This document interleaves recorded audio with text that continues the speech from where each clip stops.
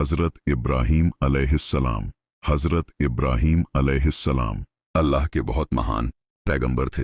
आपका संबंध इराक के शहर बाबिल से था। उस समय लोग मूर्तियों की पूजा करते थे और उनका राजा नमरूद था जो खुद को खुदा समझता था। लेकिन नन्हे इब्राहीम अलैहिस्सलाम बचपन से ही सच्चे ईश्वर की तलाश में थे।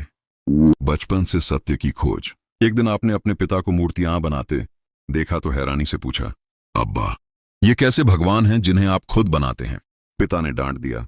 लेकिन इब्राहीम अलैहिस्सलाम के दिल में हिदायत का नूर था।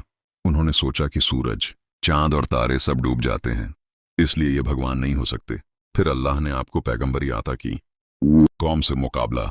जब आपने अपनी कौम को समझाया कि सिर्फ एक अल्लाह की इबादत करो तो वे बोले, हमने अपने बाप दादा को इसी तरह करते देखा है। आपने कहा, जिन्हें तुम पूछते हो वे ना नुकसान पहुंचा सकते हैं और न फायदा। मूर्तियां तोड़ना। एक दिन कौम के लोग मेले के लिए बाहर गए। इब्राहीम अलैहिस्सलाम मंदिर में गए और सभी मूर्तियों को तोड़ दिया, सिर्फ सबसे बड़ी मूर्ति को छोड़ दिया और उसके हाथ में कुल्हाड़ी रख दी। जब लोग लौटे तो हंगामा मच गया। उन्होंने पूछा, यह किसने किया? इब्राहीम अलैहिस्सलाम को बुलाया गया। आपने कहा, इस बड़े भगवान से पूछो अगर यह बोल सकता है। कौम शर्मिंदा हुई लेकिन जिद में बोल उठी, इसे आग में जला दो। आग में डालने का चमत्कार। नमरूद ने आदेश दिया और बहुत बड़ी आग जलाई गई। कई दिन आग भड़कती रही। इब्राहीम अलैहिस्सलाम को मंजनिक में बांधकर आग में फेंक दिया गया। तब अल्लाह ने आग को हुक्म दिया, ऐ आग, इब्राहीम पर ठंडी और सलामती बन जा। आग बगीचे जैसी ठंडी हो गई। न बाल जले न कपड़ा। नमरूद से बहस। नमरूद ने कहा, मैं भी जीवन और मृत्यु देता हूं।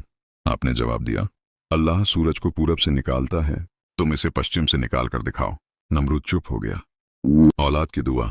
इब्राहीम अलैहिस्सलाम ने नेक औलाद के लिए दुआ की। अल्लाह ने उन्हें दो महान बेटे दिए, हजरत इस्माइल अलैहिस्सलाम, हजरत इसहाक अलैहिस्सलाम। हजरत इस्माइल की कुर्बानी। एक रात आपने सपना देखा कि आप अपने बेटे इस्माइल अलैहिस्सलाम की कुर्बानी कर रहे हैं। यह अल्लाह का हुक्म था। बाप बेटा दोनों राजी हो गए। जब आपने छुरी चलाई तो अल्लाह ने इस्माइल अलैहिस्सलाम की जगह एक मेंढा भेज दिया। यही घटना ईद उल अजहा की बुनियाद है। काबा की तामीर। इसके बाद इब्राहीम अलैहिस्सलाम और इस्माइल अलैहिस्सलाम ने अल्लाह के आदेश से काबा की तामीर की और यह दुआ की, ऐ हमारे रब, इसे हमसे कबूल फरमा। नतीजा, हजरत इब्राहीम अलैहिस्सलाम की पूरी जिंदगी तौहीद, सब्र, कुर्बानी और अल्लाह की मोहब्बत से भरपूर थी। कुरान में आपको खलीलुल्लाह यानी अल्लाह का दोस्त कहा गया है। अगर